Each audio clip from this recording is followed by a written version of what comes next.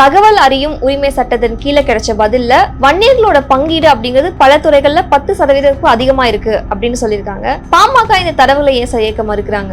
அது ஒரு big and choose என்று சொல்வார்கள். தேவையானதை மட்டும் எடுத்துக்கொள்வது, தேவையில்லாததை விலக்கி விடுவது, தேவையான விதத்தில் கேள்வியை கேட்பது, அதன் மூலமாக வன்னியர்கள் பெரும்பான்மையாக இடங்களை பெறுகிறார்கள் என்ற தோற்றத்தை ஏற்படுத்துவது. அந்த ஆர்டிஐல கொடுத்திருக்க தரவுகள்ல வந்து உங்களுக்கு நம்பகத்தன்மை இல்லை அப்படின்னா வந்துட்டு நீங்க மேல்முறையீடு பண்ணல சார் நீதிமன்றத்திலயோ, நீங்க ஆர்டிஐ அப்ளை பண்ணலாம் இல்லையா? இந்த கேள்வியை நீங்க கேட்கறதுக்கு முன்னாடி நாங்க என்ன செஞ்சோங்கிறது தெரிஞ்சுட்டு வந்து இந்த கேள்வி கேட்கணும். மரியாதைக்குரிய தமிழக முதலமைச்சர் ஸ்டாலின் அவர்கள் கழுத்தறுத்திருக்கிறார். எங்களுக்கு நம்பிக்கை துரோகம் செய்திருக்கிறார். குறிப்பாக எனக்கு செய்திருக்கிறார். குறிப்பாக எங்களை கட்சியினுடைய நிறுவனம் மருத்துவர் ஐயாவிற்கு செய்திருக்கிறார். ஏன் சார் அப்படி சொல்றீங்க? சொல்ல காரணம் இருக்குங்க, இல்லாமலாம் சொல்ல மாட்டாங்க. திருமாவளவன் அவர்கள் சொன்னாரா என்றால் இல்லை. கம்யூனிஸ்ட் இயக்கங்கள் சொன்னதா என்றால் இல்லை. அந்த கூட்டணியில் இருக்கக்கூடிய பல்வேறு சமூக என்ன ஈஸ்வரன் போன்றவர்களெல்லாம் இதை முன்வைத்தார்களா என்றால் இல்லை. பாமக கூட்டணியில் இருக்க பாஜகவும் சொல்லலையே சார் எது சாதிவாரி கணக்கெடுப்பு எடுக்கணும் அப்படின்னு சொல்லிட்டு. நான் வந்து திமுகவில் தமிழ்நாட்டில் இருக்கக்கூடிய விஷயத்தை நான் சொல்றேன். அதே மாதிரி பார்த்தீங்க அப்படின்னா கிரீமி லேயர் அப்படிங்கிறத ஃபாலோ பண்ண சொல்லியிருக்காங்க. இது வந்து டாக்டர் ராமதாஸ் அவர்கள் வந்து தொடர்ந்து கிரீமி லேயர் குறித்து பேசியிருக்காங்க. இப்போ நிறைய பேர் என்ன சொல்றாங்க அப்படின்னு பார்த்தீங்கன்னா அதிமுக கூட்டணியில் பாமக பயணிக்கிறதுக்கான வாய்ப்புகள் இருக்கு அப்படின்னு இருக்காங்க. இதை பத்தி உங்களுடைய கருத்து? அது நீங்க சொல்லிதான் எங்களுக்கு தெரியும். ஆனால்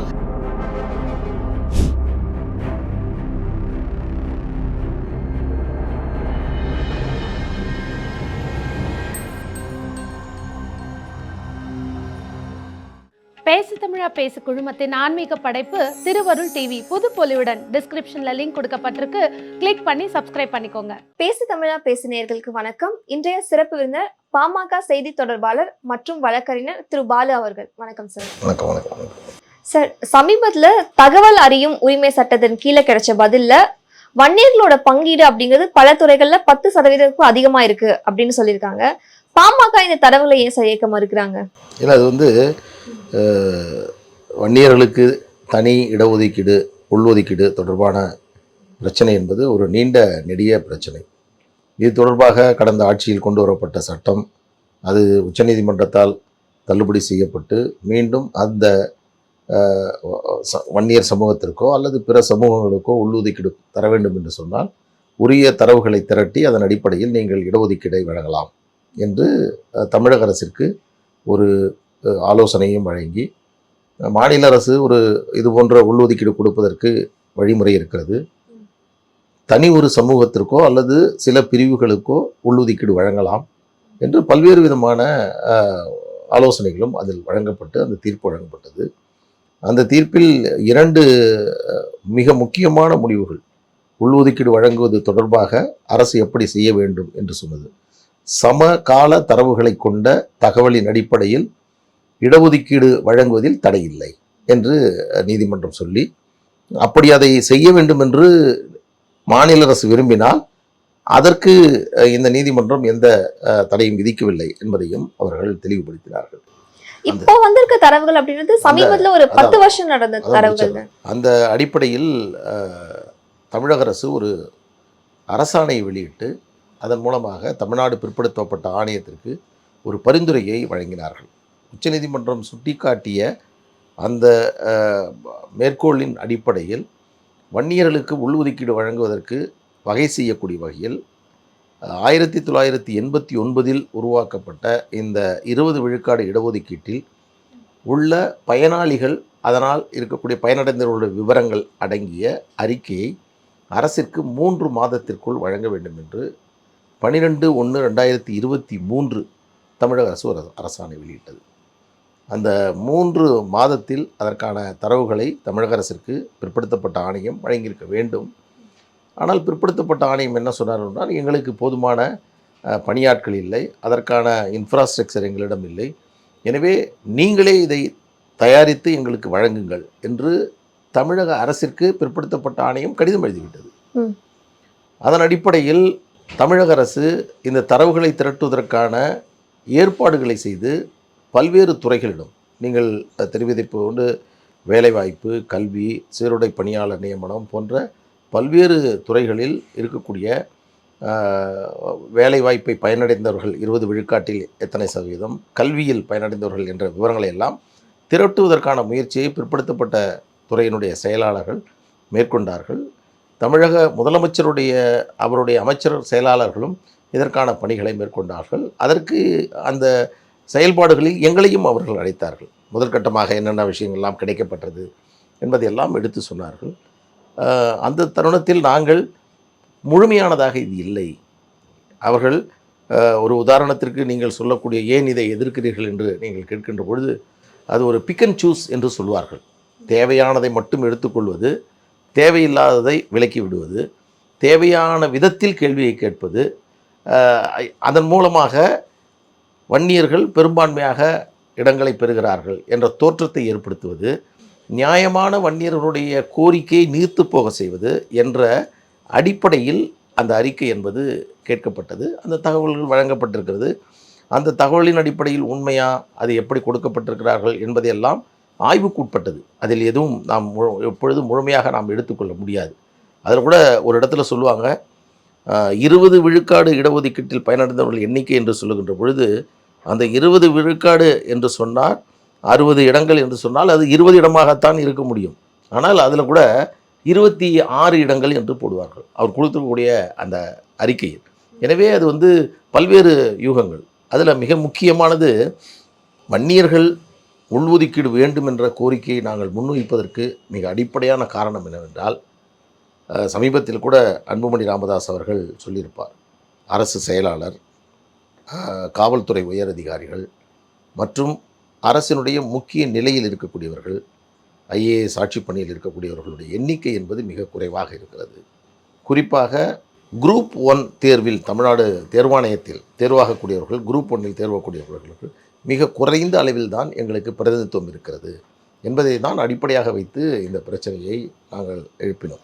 ஓகே சார், இப்போ அந்த ஆர்டிஐல கொடுத்துருக்க தரவுகள்ல உங்களுக்கு நம்பகத்தன்மை இல்லை அப்படின்னா நீங்க மேல்முறையீடு பண்ணல சார் நீதிமன்றத்திலயோ, இல்லை நீங்க ஆர்டிஐ அப்ளை பண்ணலாம் இல்லையா? அதாவது அவர்கள் இந்த கேள்வியை நீங்கள் கேட்கறதுக்கு முன்னாடி நாங்கள் என்ன செஞ்சோங்கிறது தெரிஞ்சுட்டு இந்த கேள்வி கேட்கணும். என்ன செஞ்சுருக்கோம் தெரியுமா?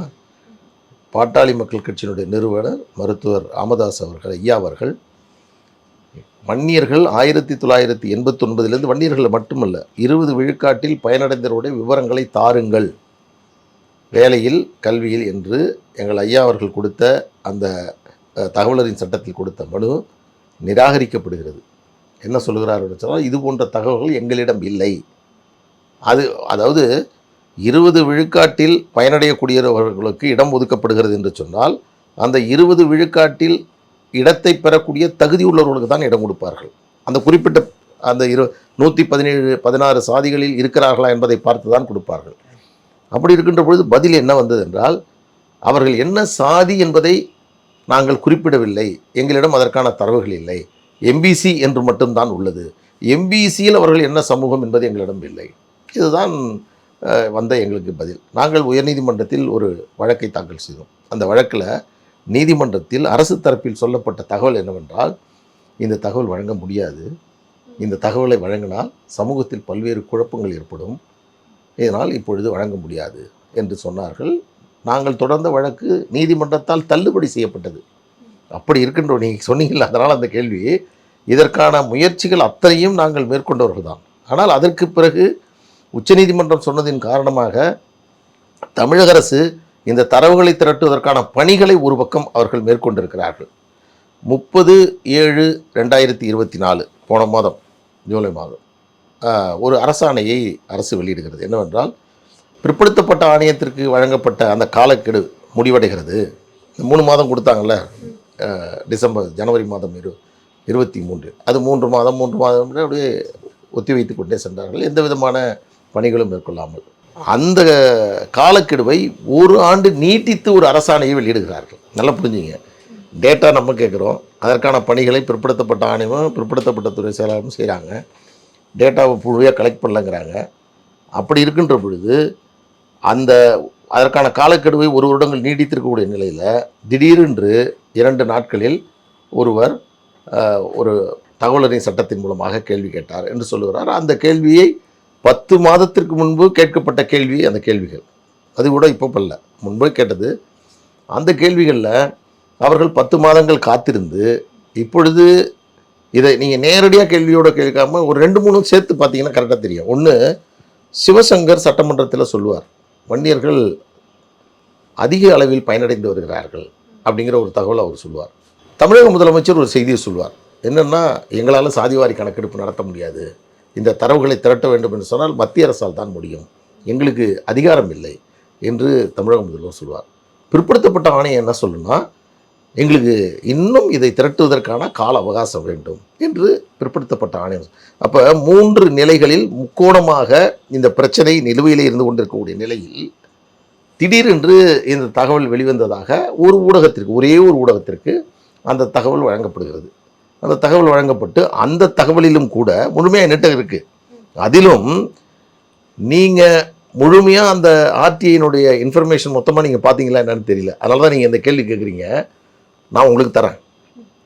அந்த அந்த அவர் பேர் என்ன, அந்த பொன்பாண்டி அவர் கேட்ட கேள்வியினுடைய மொத்த கேள்விகள் அத்தனையும் சாராம்சமும் என்னிடம் இருக்கிறது. அதில் எந்தெந்த துறைகளில் வன்னியர்கள் அவர்கள் கேள்விப்படி, அது உண்மையாக இல்லையாங்கிறதெல்லாம் அப்புறம் வச்சுப்போம். ஒரு ரிப்போர்ட்டிங் ஒரு செய்தியில் வெளியிடுறாங்கன்னா, சட்டக்கல்லூரிகள் அனுமதியில் வன்னியர்கள் 8% இருக்கிறார்கள், 9% இருக்கிறார்கள் என்ற விவரங்கள் இருக்கிறது. அதே போன்று கால்நடை துறையினுடைய நியமனங்கள், இன்னும் பிற நியமனங்கள்லாம் எதிலெல்லாம் வன்னியர்கள் குறைவாக இருக்கிறார்களோ அதையெல்லாம் ஒரு பக்கம் வைத்துவிட்டு 10%க்கும் குறைவாக மேலே, ஆமாம், எதெல்லாம் 10க்கு மேலே இருக்குதோ அதையெல்லாம் இருப்பதாக காட்டிவிட்டு, அதில் குறிப்பாக ஒரு கேள்வி, இதுதான் நான் எல்லா இடங்களையும் நான் சொல்லிட்டு வரேன். குரூப் 1 தான் ஒரு முக்கியமான பிரச்சனை. ரிசர்வேஷன் என்பது quality reservation, quantity reservation 2 type இருக்குது.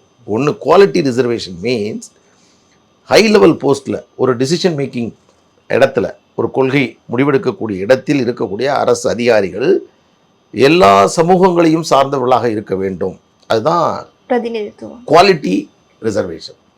குவான்டிட்டி ரிசர்வேஷனுங்கிறது கூடிய அளவில் அதிகமானவர்கள் இருக்கணும். இப்போ சீருடை பணியாளர்கள், கான்ஸ்டபிள் போஸ்ட்டு, ஒரு விஓ போஸ்ட்டு, ஒரு ஓஏ போஸ்ட்டு, ஒரு டிரைவர் போஸ்ட்டு, அதில் ஒரு 50,000 பேர் இருக்காங்கன்னா அவங்க விகிதாச்சாரத்துக்கு தகுந்த மாதிரி இருக்கணும். இந்த 2ஐயும் காம்பன்சேட் பண்ணி தான் இடஒதுக்கீடு என்பது நடைமுறைப்படுத்தணும். அப்போது குரூப் 1ல் குறைவாக இருக்குன்னு நம்ம சொல்கிற ஒரு விஷயத்துக்கு எல்லா கேள்விகளையும் கேட்ட அந்த நபர் குரூப் 1ஐ பொறுத்தவரையில் என்ன கேள்வி அவர் முன்வைக்கிறார்னா, இன்றைய தேதியில் தமிழ்நாட்டில் உள்ள குரூப் 1 அதிகாரிகள் நிலையில் உள்ளவர்களில் எத்தனை பேர் எந்தெந்த சதவீதம்னு கேட்குறாரு. மற்ற எல்லாத்தையும் ஆண்டுதோறும் நியமனமாக கேட்டிருக்காரா பார்த்துருப்பீங்க. 2013 என்ன, 14 என்ன, 15 என்னன்னு கேட்டிருப்பார். பட் இதில் அப்படி கேட்பார். அதற்கு ஒரு பதில் என்ன சொல்கிறாங்கன்னா, குரூப் 1ஐ பொறுத்தவரையில் இது தொடர்பான தகவல்கள் அரசின் கோப்பில் இல்லை. இதுதான் அந்த தகவலாக இருக்குது. இதன் காரணமாகத்தான் நாம் அதை ஒரு தவறு என்று சொன்னோம். ஒரு தகவலறியும் சட்டத்தில் அவர்கள் திறமையின் மூலமாக கிடைத்த கூட வச்சுலாம் வந்துருச்சு, அதை ஒரு ஊடகம் வெளியிட்டுருச்சு, அது கூட நான் குறை சொல்ல. அதற்கான பதில் என்பதை நாங்கள் வெளியிட்டுட்டோம். ஆனால் இவர்கள் அங்கே கொடுத்து அது ஊடகத்தில் வெளிவந்து அதே செய்தியை தமிழக அரசு செய்தி குறிப்பு என்று குறிப்பிடாமல் அரசினுடைய மக்கள் தொடர்பு அதிகாரி பிஆர்ஓ அத்தனை ஊடகங்களுக்கும் உங்களுக்கு கூட அனுப்பிச்சிருப்பார். அத்தனை ஊடகங்களுக்கும் அனுப்பும் பொழுது தான் எங்களுக்கு அரசின் மீதான, அவர்களுடைய நடுநிலையின் மீதான ஒரு சந்தேகம் எங்களுக்கு எழுந்தது. காரணம் அதுதான்.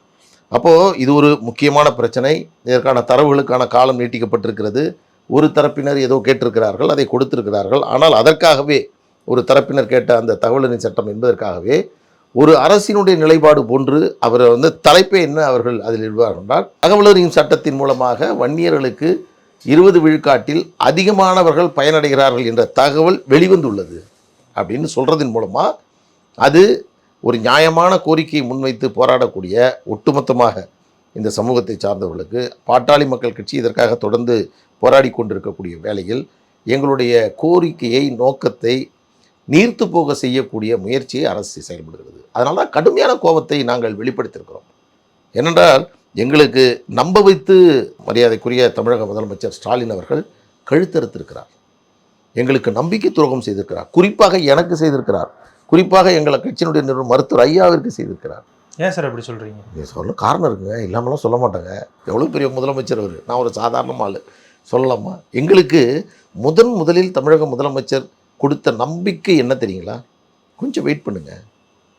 எங்கள் ஐயாவினுடைய கடிதத்தை எடுத்துக்கொண்டு எங்கள் கட்சியினுடைய தலைவர் அன்புமணி ராமதாஸ் அவர்கள் அவரோடு சென்று சந்திக்கின்ற பொழுது, நாங்கள் உயர் தலைவர்கள்லாம் நாங்கள் செல்கின்ற பொழுது, ஒரு 2 மாதத்தில் கொடுத்துடலாம், 1 மாதத்தில் கொடுத்துடலாம், இப்போது சட்டமன்ற கூட்டத்தொடர் நடக்குது, உடனே கொடுங்க அப்படின்போது, இல்லை அவசரப்படாதீங்க, தகவலை வாங்கி நான் உடனே கொடுத்துட்றேன் அப்படிங்கிறார். அதுக்கு தான் 3 மாத காலங்கள் அவகாசங்கள் போட்டிருந்தாங்க. நல்லா புரிஞ்சுங்க, ஒரு டைம் ஒரிஜினல் டைம் என்பதே 3 மாதம். அது எக்ஸ்டெண்ட் பண்ணுறாங்கன்னா 2 மாதம் கூடுதலாக பண்ணலாம், 1 மாதம் கூடுதலாக பண்ணலாம். ஆனால் ஒரிஜினல் டயத்தை விட அதிகமாக எக்ஸ்டெண்ட் பண்ணுறதுங்கிறது இது ஒரு புதுமையானது. அது ஒரு 1.5 வருஷம் பண்ணிட்டாங்க. ஆனால் அப்போ கொடுக்கும்பொழுது 2வது முறை போய் நாங்கள் தமிழக முதலமைச்சரை பார்க்கப்ப அவர் சொன்னார், 6 மாதமாக நீட்டிச்சிட்டிங்க, அதனால் எங்களுக்கு கொஞ்சம் எங்கள் மக்கள்லாம் ரொம்ப ஒரு அச்சத்தில் இருக்காங்க, நீங்கள் கொடுப்பீங்களோ இல்லையோங்கிற ஒரு சந்தேக பார்வை. அப்படிலாம் சந்தேகப்படக்கூடாதுங்க, 6 மாதம் தான் டைம் போட்டிருக்கோம், 1 மாதத்தில் வந்தால் கூட நான் கொடுத்துருவேன். இதை சொன்னவர் தமிழக முதலமைச்சர், இதை சொன்னவர் அமைச்சர்கள் எல்லோரையும் வைத்து கொண்டு சொன்னார்கள். ஆனால் 1.5 ஆண்டுகள் கழித்த பிறகு தமிழக முதலமைச்சர் எங்களுக்கு அதிகாரம் இல்லை சாதிவாரி கணக்கெடுப்பு நடத்த என்று சொல்லுகின்ற பொழுது, இது நாங்கள் அவர் மீது வைத்திருந்த நம்பிக்கை அதை தகர்த்திருக்கிறார் என்பதற்கு இதை விட சிறந்த சான்று என்னால் சொல்ல முடியாது. அதுக்காக தான் அந்த வார்த்தையை சொல்ல. இல்ல சார், இப்ப சாதிவாரி கணக்கெடுப்பு வந்து பீகார்ல நடத்தப்பட்டது, அங்கேயும் அந்த தரவுகள் போதுமானதா இல்லைன்னு தானே சொல்றாங்க. எங்க சொன்னாங்க? எந்த கோர்ட் சொல்லிச்சு? பீகார் ஹைகோர்ட் சொல்லியிருக்காங்க. எடுங்க, ஜட்ஜ்மெண்ட் எடுங்க, நான் எடுத்துறவங்களுக்கு. பீகார் உயர்நீதிமன்றத்தில் சாதிவாரி கணக்கெடுப்பு நடத்தியது தவறு, அந்த பீகார் மாநிலத்திற்கு உரிமை இல்லை என்று பாட்னா உயர்நீதிமன்றத்தில் ஒரு வழக்கை தொடுக்கிறார்கள். அந்த வழக்கில் பாட்னா உயர்நீதிமன்றம் எல்லா விஷயங்களையும் அலசி ஆராய்ந்து இறுதி தீர்ப்பை வழங்குகிறது. அந்த இறுதி தீர்ப்பு என்ன சொல்கிறாங்கன்னா, 2008 ஸ்டாட்டிஸ்டிக்ஸ் ஆக்டின் படி ஒரு மாநில அரசு அந்த பகுதியில் இருக்கக்கூடிய மக்களுடைய விவரங்களை திரட்டுவதற்கும் சர்வேயை நடத்துவதற்கும் எந்த தடையும் இல்லை, மத்திய அரசினுடைய அனுமதியை பெற வேண்டிய அவசியம் இல்லை, இது சட்டத்திற்குட்பட்டு தான் ஒரு மாநில அரசு இந்த பணிகளை மேற்கொண்டிருக்கிறார்கள், எனவே இதற்கு தடை விதிக்க முடியாது என்று நீதிமன்றம் தெளிவாக தீர்ப்பு வழங்கினார்கள். அந்த தீர்ப்பை அடிப்படையாக வைத்து உச்சநீதிமன்றம் செல்கிறார்கள். உச்சநீதிமன்றத்திலும் அதற்கு இடைக்கால தடை என்பது விதிக்கவில்லை. அங்கே அந்த சாதிவாரி கணக்கெடுப்பான நடைமுறை நடத்தப்பட்டு அதன் அடிப்படையில் பீகார் மாநிலத்தில் மக்கள் எந்த அளவிற்கு பின்தங்கி இருக்கிறார்கள் என்பதற்கான அந்த மக்கள் தொகை விவரங்களும் வெளியிடப்படுகிறது. அதனைத் தொடர்ந்து இடஒதுக்கீடு வழங்கப்படுகிறது. அந்த இடஒதுக்கீடு வழங்கிய முறை தவறு என்று தான் நீதிமன்றம் சொல்லும். அதனால தான் இது ஒரு நம்ம பத்திரிகையாளர், இப்போ நீங்கள் இந்த கேள்வி கேட்டீங்க, அப்படிலாம் கேட்கலாமா, நியாயமாக நான் சொல்லலாம். ஆனால் தமிழக முதலமைச்சரே எது உண்மை என்று தெரியாமலேயே சட்டமன்றத்தில் சொன்னார், இது நீதிமன்றத்தால் தடை செய்யப்பட்டிருக்கிறது ஜாதிவாரி கணக்கெடுப்பு என்று நீதிமன்றத்தில் சொன்னார். அதற்கு கூட பாட்டாளி மக்கள் கட்சியின் சார்பில் நாங்கள் உரிமை மீறல் பிரச்சனையை கூட சட்டமன்றத்தில் எழுப்பினார்கள். நீதிமன்றம், பீகார் நீதிமன்றத்தில் பாட்னாவில் அவர்கள் சொன்னது, இடஒதுக்கீடு அந்த சாதிவாரி கணக்கெடுப்பின் அடிப்படையில் கொடுத்த இடஒதுக்கீடு அவர்கள் முறையாக பின்தங்கிய நிலை குறித்த அந்த நிலைப்பாடுகளை ஆய்வு செய்யாமல் மக்கள் தொகை அடிப்படையில், அதுக்கு பேர் விகிதாச்சார அடிப்படையில்னு சொல்லுவாங்க, ப்ரொபோர்ஷனேட் ரிசர்வேஷனாக கொடுத்தது தவறு, அதுதான் சொல்லியிருக்கு. அதனால் புள்ளி விவரம் எடுத்ததை தவறு என்று சொல்லவில்லை. எனவே பீகார் மாநிலத்தில் அந்த நடத்தப்பட்ட கணக்கெடுப்பு என்பது சட்டத்தால் இன்று வரை ஏற்றுக்கொள்ளப்பட்டிருக்கிறது. அதன் அடிப்படையில் இன்றைக்கு தெலுங்கானாவிலிருந்து, ராஜஸ்தானிலிருந்து பல மாநிலங்களில் அதற்கான சாதிவாரி கணக்கெடுப்புகள் என்பது நடத்தப்படுகிறது. கர்நாடகத்தில் நடத்த முடித்து விட்டிருக்கிறார்கள், ஆந்திராவில் நடத்துவதற்கான அறிவிப்பை வெளியிட்டிருக்கிறார்கள். எனவே எல்லா மாநிலங்களும் இது நடந்து கொண்டிருக்கக்கூடிய வேளையில் இந்த நேரத்தில் நான் இதை சுட்டிக்காட்ட விரும்புவது, மற்ற மாநிலங்களை விட தமிழ்நாடு தான் சாதிவாரி கணக்கெடுப்பு நடத்தியே ஆக வேண்டும் என்ற நிர்பந்தத்தில் இருக்கக்கூடிய மாநிலம் என்று சொன்னால் அது தமிழ்நாடு தான். அதற்கு காரணம், நமது 2010ஆம் ஆண்டு உச்சநீதிமன்றம் 69 விழுக்காடு இடஒதுக்கீடு தமிழ்நாட்டில் நடைமுறை இருக்கிறது, உங்களுக்கெல்லாம் தெரியும். அது உச்சநீதிமன்றத்தில் தற்பொழுதும் அந்த வழக்கு நிலுவையில் இருக்கிறது. அந்த வழக்கு உச்சநீதிமன்றத்தில் வந்தபோது உச்சநீதிமன்ற நீதிபதிகள், நீங்கள் 50 விழுக்காடை தாண்டக்கூடாது என்ற மண்டல் தீர்ப்பை கடந்து நீங்கள் நடைமுறையில் படுத்துகின்ற பொழுது தமிழ்நாட்டில் 50 விழுக்காட்டிற்கு மேல் இடஒதுக்கீட்டின் பயனை அனுபவிக்கக்கூடிய பிற்படுத்தப்பட்ட, தாழ்த்தப்பட்ட, இதர பிற்படுத்தப்பட்ட சிறுபான்மை மக்கள் இருக்கிறார்கள் என்ற விவரங்கள் உங்களிடம் இருக்கிறதா? அந்த இருக்கிறது என்ற தகவலின் அடிப்படையில் இடஒதுக்கீட்டின் அளவு என்ன என்பதை பிற்படுத்தப்பட்ட ஆணையம் ஒரு வருட காலத்தில் முடிவு செய்ய வேண்டும் என்ற உத்தரவை உச்சநீதிமன்றம் தமிழக அரசுக்கு வழங்கியது 2010. அந்த வழக்கு இப்பொழுதும் உச்சநீதிமன்றத்தில் நிலுவையில் இருக்கிறது. அதற்கு பிறகு 2011ஆம் ஆண்டு வருகின்ற பொழுது இன்னும் எங்களுக்கு அவகாசம் வேண்டும் என்று சொன்னார்கள். அதற்கு பிறகு 2022ஆம் ஆண்டு தமிழக 21/12/2020 தமிழக அரசு ஓய்வு பெற்ற நீதியரசர் குலசேகரன் அவர்களை ஜாதிவாரி கணக்கெடுப்பு நடத்துவதற்காக ஒரு ஆணையத்தை தமிழக அரசு நியமனம் செய்தது. அந்த ஆணையத்தில் என்ன சொல்லுவாங்கன்னா, உச்சநீதிமன்றத்தினுடைய தீர்ப்பை மேற்கோள் காட்டுவார்கள். அதே போன்று 69 விழுக்காடு இடஒதுக்கீட்டை உறுதி செய்ய வேண்டும் என்று சொன்னால் சாதிவாரி கணக்கெடுப்பு என்பது மிக மிக அவசியம். அம்பாசங்கர் கமிஷனுடைய பரிந்துரை என்பது 3 டெக்கேட்ஸ் 3 தலைமுறையை தாண்டியதாக உள்ளது. எனவே இப்பொழுது அதற்கான தரவுகள் வேண்டும் என்று சொல்லிவிட்டு 69 விழுக்காட்டை பாதுகாக்க வேண்டும் என்று சொன்னால் இந்த சாதிவாரி கணக்கெடுப்பு நடத்த வேண்டியது அவசியமாக உள்ளது என்று அதற்கான அரசாணையை 21/12/2020 தேர்தலுக்கு முன்பாக வெளியிடுகிறார்கள். அதற்கு பிறகு 21 தேர்தல் வருது, ஆட்சி மாற்றம் நிகழ்கிறது. திமுக ஆட்சிக்கு வந்ததுக்கு பிறகு இதை அவர்கள் அப்படியே கிடப்பிலே போட்டு விடுகிறார்கள். குலசேகரன் ஆணையத்தினுடைய இது அப்படியே நடைமுறையில் இருக்கிறது. பிறகு இதை அடிப்படையாக வைத்து உச்சநீதிமன்றத்தில் ஒரு வழக்கு, அந்த வழக்கு இந்த 69 வழக்கு வரும்போது ஒரு பிரமாண பத்திரத்தை தமிழக அரசு தாக்கல் செய்கிறது. என்ன சொல்கிறாங்கன்னா, இடஒதுக்கீட்டினுடைய அளவை தீர்மானிப்பதற்காக குலசேகரன் ஆணையத்தை நியமனம் செய்திருக்கிறோம். அந்த அறிக்கை கிடைக்கப்பெற்றவுடன் நாங்கள் அதனுடைய முடிவை வெளியிடுவோம் என்று அவர்கள் சொல்லுகிறாங்க. அதன் அடிப்படையில் அதை சொல்லி அப்போ சொல்லும்போது கோர்ட் என்ன பண்ணுது, சரி ஆட்டோமேட்டிக்காக உங்களுக்கு தான் நீதிமன்றம் அட்ஜர்ன் பண்ணுறது தெரியும், ஒத்தி வச்சுருக்காங்க. இப்போ மராட்டா கேஸ் முடிந்த பிறகு இந்த வழக்கை விசாரணைக்கு எடுத்துக்கிறோம் அப்படின்னு நம்ம சொல்லியிருக்காங்க. இப்போது இது காலாவதி ஆகிவிட்டது. இப்போ தமிழக அரசு என்ன சொல்லுது, சாதிவாரி கணக்கெடுப்பு நடத்த எங்களுக்கு அதிகாரம் இல்லை என்று சொல்லுகிறார்கள். வன்னியர்களுக்கு இடஒதுக்கீடு வழங்குவதற்கான தரவுகளை திரட்டுங்கள் என்று பிற்படுத்தப்பட்ட ஆணையத்திலே சொல்லியிருக்கிறார்கள். இப்படி இருக்கக்கூடிய சூழ்நிலையில் 69 விழுக்காடு இடஒதுக்கீடு உச்சநீதிமன்றத்தில் விசாரணைக்கு வருகின்ற பொழுது என்ன பதிலை தமிழக அரசு சொல்லும்?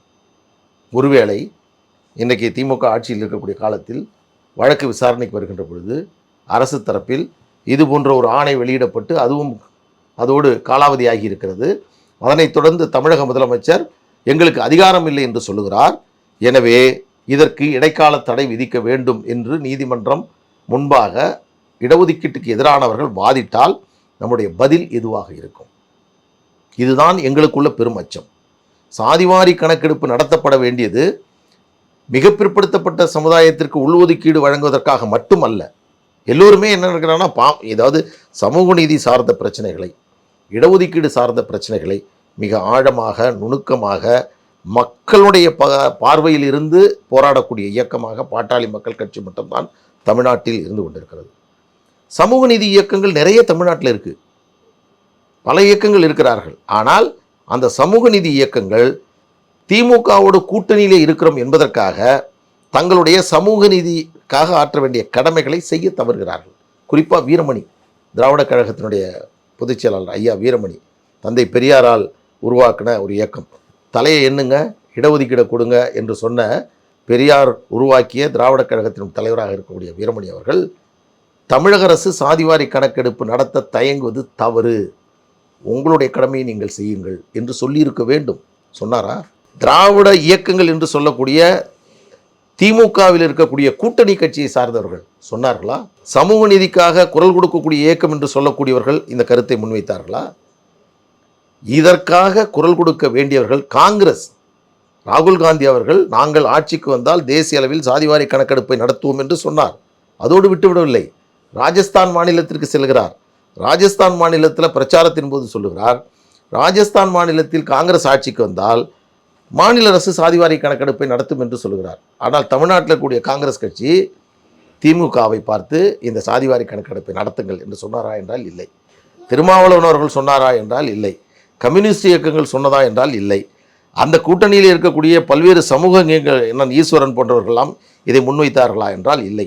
பாமக கூட்டணியில் இருக்க பாஜகவும் சொல்லலையே சார், எது சாதிவாரி கணக்கெடுப்பு எடுக்கணும் அப்படின்னு சொல்லிட்டு. நான் திமுகவில் தமிழ்நாட்டில் இருக்கக்கூடிய விஷயத்தை நான் சொல்கிறேன்.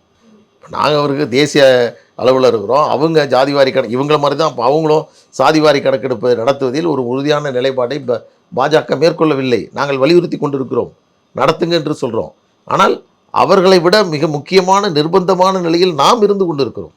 2 பிரச்சனை, வன்னியர்களுக்கு உள்ஒதுக்கீடு தாருங்கள் என்ற ஒரு கோரிக்கை, 69 விழுக்காடு இடஒதுக்கீட்டை காப்பாற்ற வேண்டிய நிலையை, இந்த 2ஐயும் அடிப்படையாக கொண்டு பார்க்கின்ற பொழுது நாம் விரைந்து அந்த நடவடிக்கைகளை மேற்கொள்ள வேண்டும். ஒரு தரவு நீங்கள் கேட்டீங்க, அந்த தரவுக்கு நான் ஒரு விளக்கத்தை உங்களுக்கு சொல்லணும். என்னென்னா 2013 2024 வரை தமிழ்நாடு தேர்வாணையத்தில் குரூப் 1 பதவிகளில் நியமனம் செய்யப்பட்டவர்களோட பட்டியல் அரசியல் வழங்கப்பட்டு அதனுடைய பட்டியல் என்னுடைய கையில் இருக்கிறது. அதில் 2013 மொத்த பதவிகள் 79, எம்பிசிக்கு உள்ள இடங்கள் 16, அது வன்னியர்களுக்கு ஒதுக்கப்பட்ட இடங்கள் வெறும் 7, இது 8.8%.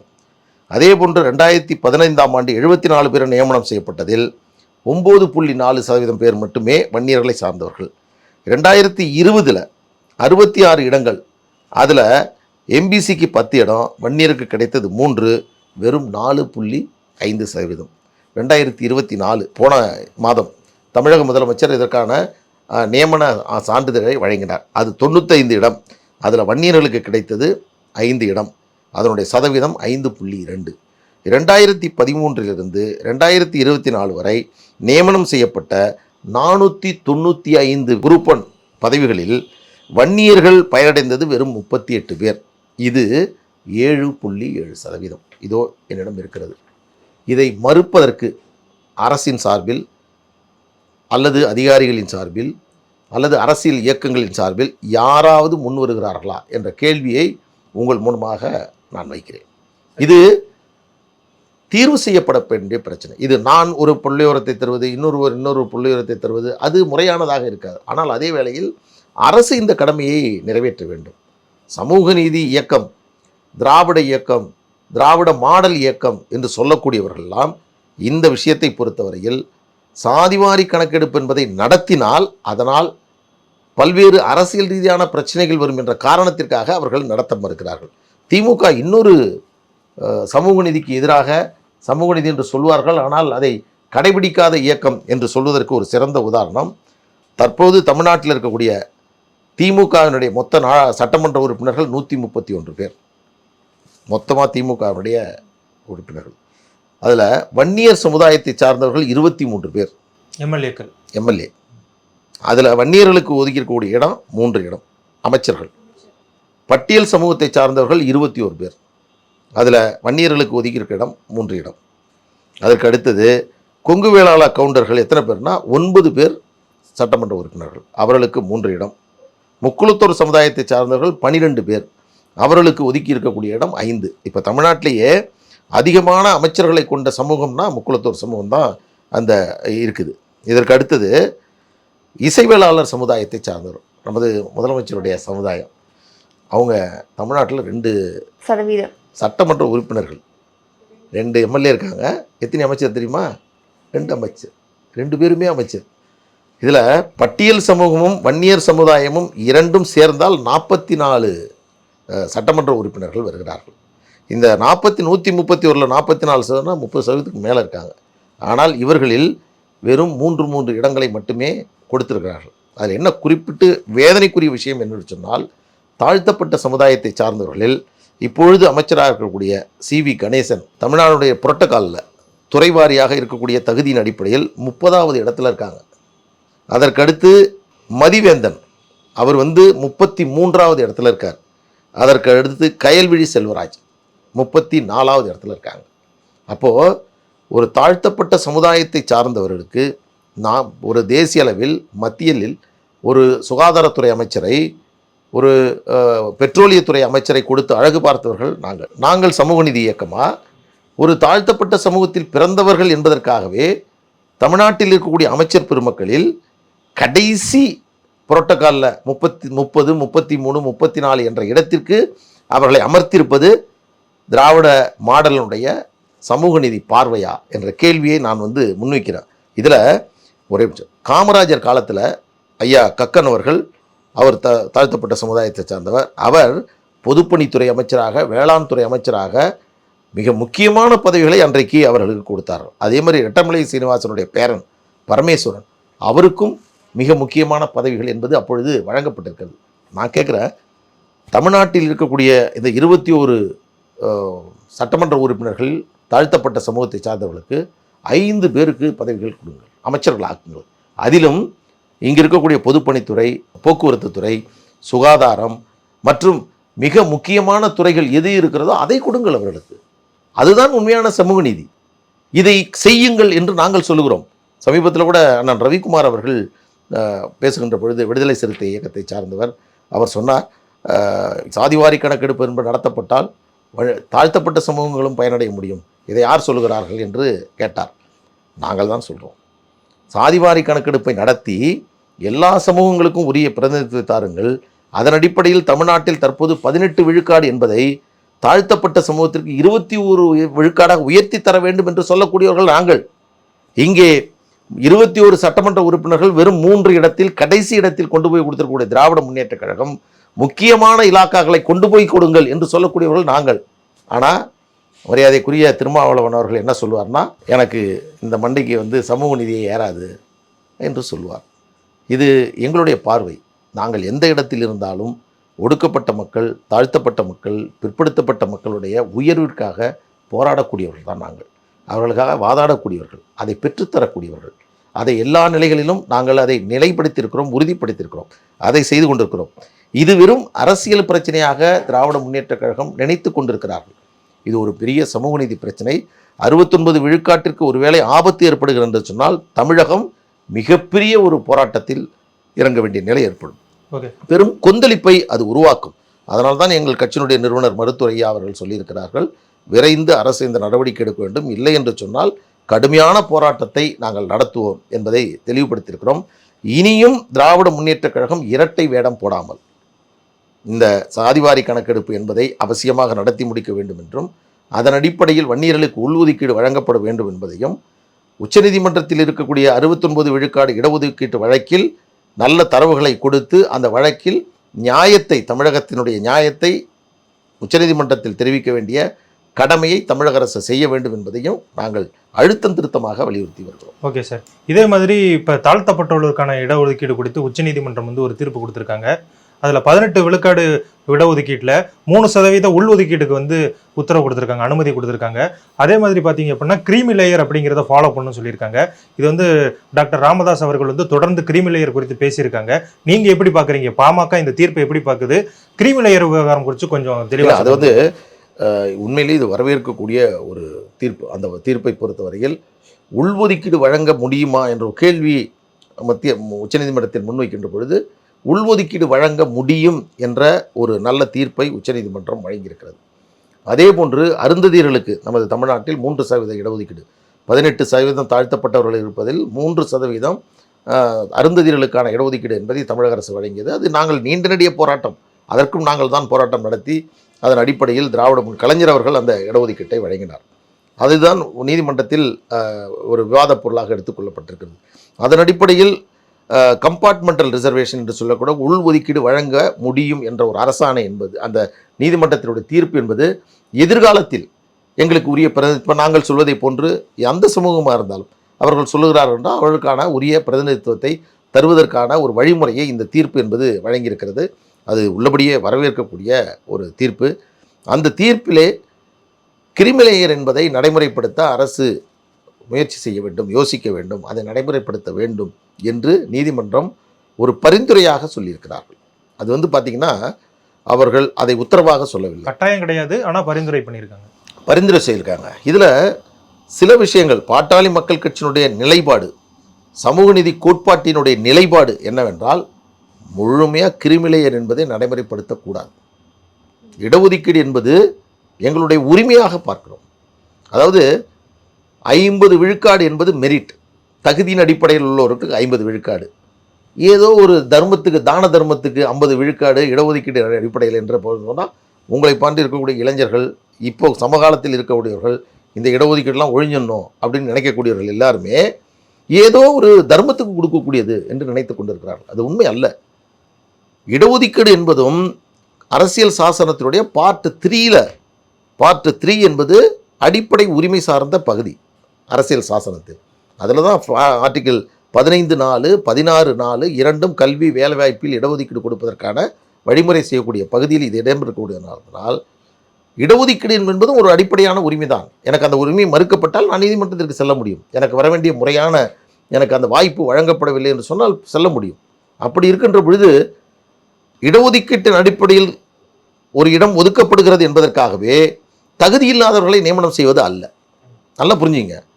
அவங்க சுப்ரீம் கோர்ட் என்ன சொன்னாங்கன்னா, Balaji versus state of Mysore என்ற வழக்கில் தான் 50 விழுக்காடு இடஒதுக்கீடு, 50 விழுக்காடு மெரிட் தகுதி அப்படின்னு சொன்னாங்க. அப்போது 50 விழுக்காடு தகுதி என்று சொன்னால் அவர்களுக்கும் தேர்வு நடக்கும். 50 விழுக்காடு இடஒதுக்கீடு என்று சொன்னால் இந்த இடஒதுக்கீட்டின் பயனை அனுபவிக்கக்கூடிய மக்களுக்குள்ளாக ஒரு போட்டி நடக்கும். அதில் யார் அதிகமான மதிப்பெண்ணை, அதில் யார் அந்த தகுதியை பெறுகிறார்களோ அவர்களுக்குத்தான் அந்த இடத்தை கொடுப்பார்கள். ஆனால் தோற்றம் எப்படி இருக்கிறது என்று சொன்னால், இடஒதுக்கீடு என்றால் ஏதோ ஒரு தர்மத்தில் கொடுக்கிறது என்று அவர்கள் நினைத்து கொண்டிருக்கிறார்கள். அது உண்மை அல்ல. இப்போ கூட கிராமப்புறத்தில் படித்தவர்களுக்கான 7.5% இடஒதுக்கீடு என்பது வழங்கப்பட்டு தமிழ்நாட்டில் நடைபெறப்படுது. அதன் மூலமாக ஏராளமானவர்கள் கிராமப்புறத்தை சார்ந்தவர்கள் பயனடைந்து கொண்டிருக்கிறார்கள். எனவே இந்த இடஒதுக்கீட்டில் 2 பிரிவாக இருந்து கொண்டிருக்கக்கூடிய இந்த நிலையில் உச்சநீதிமன்றம் இந்த கிரீமிலேயர் என்ற ஒரு முறையை அவர்கள் சொல்லியிருப்பது என்பது இது அரசினுடைய நிலைப்பாடு. இது ஏன் அதை நாங்கள் எதிர்க்கிறோம் என்று சொன்னால், 27 விழுக்காடு இடஒதுக்கீடு 1993ஆம் ஆண்டு மத்திய அரசில் கொண்டு வரப்பட்டது உயர்கல்வி. அதற்கு முன்பு மண்டல் கமிஷனுடைய தீர்ப்பின் அடிப்படையில் நடைமுறைப்படுத்தது. ஆனால் 93இல் வந்ததற்கு பிறகு இன்றைய தேதி வரை மத்திய அரசினுடைய உயர் பதவிகளில் இடஒதுக்கீட்டின் பயனை அனுபவிச்சுட்டு இருக்காங்கல்ல, அதில் இன்றைக்கு மத்திய அரசினுடைய உயர் பதவிகளில் ஓபிசி பிரிவினர் குரூப் 1, குரூப் 2, குரூப் 3 போன்ற பதவிகளில் எத்தனை சதவீதம் இருக்கிறார்கள் என்ற புள்ளி விவரம் வந்தது. அதில் 5.2% மட்டுமே ஓபிசி பிரிவை சார்ந்தவர்கள் மத்திய அரசினுடைய உயர் பதவிகளில் உள்ளார்கள் என்ற கோர்ட்டிலே கொடுத்தாங்க. அது ஒரு பெரும் அதிர்ச்சி ஏற்படுத்தக்கூடியதாக இருந்தது. அப்போது அதற்கு காரணம் என்ன என்று தேர்வு செய்கின்ற பொழுது கிரீமிலேயர் என்ற ஒரு முறையின் காரணமாக கிரீமிலேயர் என்று சொன்னால் உனக்கு அந்த வாய்ப்பு கிடையாது என்று மறுப்பது என்பது சமூக நீதிக்கு எதிரானது. ஓகே சார், இப்போ 2026 தேர்தல் தான் அடுத்து நடக்க இருக்கிற மிகப்பெரிய தேர்தலாக இருக்குது. இப்போ திமுக தரப்பில் பார்த்தீங்க அப்படின்னா ஒருங்கிணைப்பு குழுலாம் அமைச்சு அதற்கான வேலைகள்லாம் பார்த்துக்கிட்டு இருக்காங்க. பாமக அந்த தேர்தலை எப்படி அணுக போகுது? இப்போ நிறைய பேர் என்ன சொல்கிறாங்க அப்படின்னு பார்த்தீங்கன்னா, அதிமுக கூட்டணியில் பாமக பயணிக்கிறதுக்கான வாய்ப்புகள் இருக்குங்க அப்படின்னு இருக்காங்க. இதை பற்றி உங்களுடைய கருத்து? அது நீங்கள் சொல்லி தான் எங்களுக்கு தெரியும். ஆனால் தேர்தலை சந்திக்க நாங்கள் தயாராக இருக்கிறோம். இப்போ நேற்று கூட எங்கள் கட்சியினுடைய நிறுவனர் மருத்துவர் ஐயா அவர்கள் கட்சியில் ஒவ்வொரு தொகுதி வாரியான செயலாளர் தலைவர் நியமனம் செய்வதற்கான அறிவிப்பு என்பதை வெளியிட்டிருக்கிறார். அதன் மூலமாக எங்கள் கட்சி தேர்தலை சந்திப்பதற்கான செயல்பாடுகளை நாங்கள் தீவிரப்படுத்தி இருக்கிறோம். பூத் கமிட்டியை அமைப்பது, தேர்தல் பணிக்குழுவை உருவாக்குவது, தேர்தலுக்கான ஒருங்கிணைப்பை ஏற்படுத்துவது, பொறுப்பாளர்களை மீண்டும் நியமனம் செய்வது, இப்படி பல்வேறு பணிகளை மேற்கொண்டு வெற்றி வாய்ப்பு மிக பிரகாசமாக உள்ள தொகுதிகளை நாங்கள் தேர்வு செய்து ஒரு 100 தொகுதிகள் என்ற அடிப்படையில் தேர்வு செய்து அதற்கான களப்பணிகளை நாங்கள் மேற்கொண்டிருக்கிறோம். இந்த தேர்தல் என்பது பாட்டாளி மக்கள் கட்சிக்கு ஒரு மிக முக்கியமான தேர்தல். 2009 தேர்தலுக்கு பிறகு நாங்கள் பெரும் வெற்றியை பெற முடியாமல் இருந்து கொண்டிருக்கக்கூடிய நிலையில் இந்த தேர்தலில் பாட்டாளி மக்கள் கட்சி வெற்றி பெற்றே ஆக வேண்டும் என்ற எங்கள் கட்சி தொண்டர்களுடைய அந்த எண்ணத்தை நிறைவேற்றக்கூடிய வகையில் எங்கள் கட்சியினுடைய நிறுவனர் மருத்துவர் ஐயா அவர்களும் அன்புமணி ராமதாஸ் அவர்களும் அதற்கான பணிகளை இப்பொழுதே நாங்கள் துவங்கியிருக்கிறோம். இது மைக்ரோ லெவல் என்று சொல்வார்கள், பிரசாந்த் கிஷோர் என்று சொல்வார்கள். இதெல்லாம் நிறைய மாடல்கள் இருக்குது. அது எந்த மாடல் இருந்தாலும் அத்தனையும் பயன்படுத்தி இந்த தேர்தலில் வெற்றி பெறுவதற்கான அத்தனை வியூகத்தையும் நாங்கள் வகுத்து வருகிறோம். வரக்கூடிய இந்த சட்டமன்ற தேர்தல் என்பது நிச்சயமாக பாட்டாளி மக்கள் கட்சிக்கு ஒரு பெரும் வெற்றி பெறக்கூடிய ஒரு தேர்தலாக அமையும். அதே வேளையில் வன்னியர்களுக்கு துரோகம் செய்த காரணத்திற்காகவே திராவிட முன்னேற்றக் கழகம் வீழ்ந்தது என்ற நிலையும் திமுகவுக்கு ஏற்படும். சார், 2024 தேர்தலே கூட நீங்கள் சொல்லியிருந்தீங்க திமுகவுக்கு எதிரான கட்சிகள்லாம் ஒன்று சேரணும், அதிமுக பாஜகவும் கூட்டணிக்காக நாங்கள் பேச்சுவார்த்தை நடத்தணும் அப்படிலாம் நீங்கள் சொன்னீங்க. இப்போ 2024 அதனால முன்னெடுப்புகள் இருக்குமா சார்? 2026 தேர்தலுக்கு அது போன்ற முன்னெடுப்புகள் எதுவும் பாமக? அதாவது இது ஒரு ப்ரீமெச்சூர் ஸ்டேஜ் என்று சொல்லலாம். இப்பொழுது கட்சிகள் தங்களுடைய பலங்களை கூட்டுவதற்கு, அமைப்பை பலப்படுத்துவதற்கான பணிகளை தான் மேற்கொள்கிறாங்க. பாட்டாளி மக்கள் கட்சி கூட்டணி தொடர்பாக எத்தகைய நிலைப்பாட்டை மேற்கொள்வது என்பது ஒரு பெரிய முடிவு. நான் ஒரு கட்சியினோட செய்தி தொடர்பாளர். எங்கள் கட்சி எடுக்கக்கூடிய முடிவை உங்கள்கிட்ட தான் சொல்ல முடியும். கட்சிக்கு நான் முடிவு எடுக்க முடியாது, அந்த அதிகாரம் எனக்கு கிடையாது. அப்படி இருக்கின்ற பொழுது நிச்சயமாக நீங்கள் சொல்லக்கூடிய இந்த கருத்துக்கள் எல்லாம் ஆலோசனை செய்து எங்கள் கட்சியினுடைய நிறுவனர் மருத்துவர் ஐயா அவர்கள் ஒரு நீண்ட நெடிய அனுபவம் கொண்டவர், அரசியல் தமிழகத்தினுடைய அரசியல் பாதையை ஓட்டத்தையே மாற்றக்கூடிய வல்லமை பெற்றவர். அவர் இன்றைக்கு தைலாபுரத்தில் அமர்ந்திருந்தாலும் கூட தமிழக அரசை இயக்கக்கூடியவராக இருந்து கொண்டிருக்கிறார். அங்கே இருந்து வரக்கூடிய ஒரு அறிக்கை தமிழக முதலமைச்சரை உடனடியாக அனைத்து கட்சி கூட்டத்தை கூட்ட வேண்டும் என்ற நிலைக்கு தள்ளக்கூடிய அளவிற்கான பணிகளை நாங்கள் செய்து கொண்டிருக்கக்கூடிய வேளையில் அதற்கான தேர்தல் எப்படி அமைய வேண்டும் என்ற வியூகத்தை நிச்சயமாக உயர்மட்ட குழு எங்களுக்கு இருக்கிறது, அது விவாதிக்கும். அந்த விவாதத்தின் அடிப்படையில் எடுக்கக்கூடிய முடிவை பொதுக்குழுவில் நாங்கள் தெரிவிப்போம். ஒட்டுமொத்தமாக பொதுக்குழு தான் யாரோடு கூட்டணி அமைப்பது, எப்படி தேர்தலை சந்திப்பது என்பதையெல்லாம் முடிவு செய்வார்கள். நிச்சயமாக திமுகவை வீழ்த்த வேண்டும் என்று சொன்னால் அந்த திமுகவை வீழ்த்துவதற்கான ஒரு நல்ல ஒரு கூட்டணி வியூகம் என்பது அமைக்கப்பட வேண்டும். அதற்கான பணிகளை எங்கள் கட்சியினுடைய நிறுவனர் மருத்துவர் ஐயா அவர்கள் மேற்கொள்வார். இப்போ தமிழகத்தில் பார்த்தீங்கன்னா சட்டம் ஒழுங்கு வந்து சீர்கட்டு இருக்குன்னு சொல்லிட்டு ஐயா ராமதாஸ் அவர்களும் சரி, அன்புமணி ராமதாஸ் அவர்களும் சரி தொடர்ந்து வந்து அறிக்கைகளை வெளியிட்டு இருக்காங்க. நீங்கள் எப்படி சார் பார்க்குறீங்க? இதுக்கு அரசு என்ன நடவடிக்கை எடுக்கும்னு நினைக்கிறீங்க?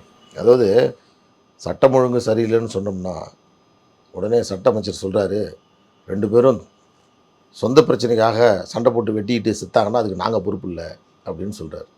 இது எவ்வளவு மோசமான நிலை இருக்குது. மக்கள் தொகை அதிகரிச்சிருச்சு. ஆமாம், மக்கள் தொகை அதிகரிச்சு ரொம்ப வினோதமாக இருக்குது. முத்துசாமி அமைச்சர் அவர் ஒரு வினோதமாக சொன்னார். நானும் பார்த்து அதிர்ந்து போயிட்டேன். ஒரு இதில் காலையில் மது குடிக்கிறவங்களாம் நீங்கள் வந்து குடிகாரன்னு சொன்னால் எனக்கு செமக்கம் வந்துடும் அப்படின்னு சொல்கிறாரு.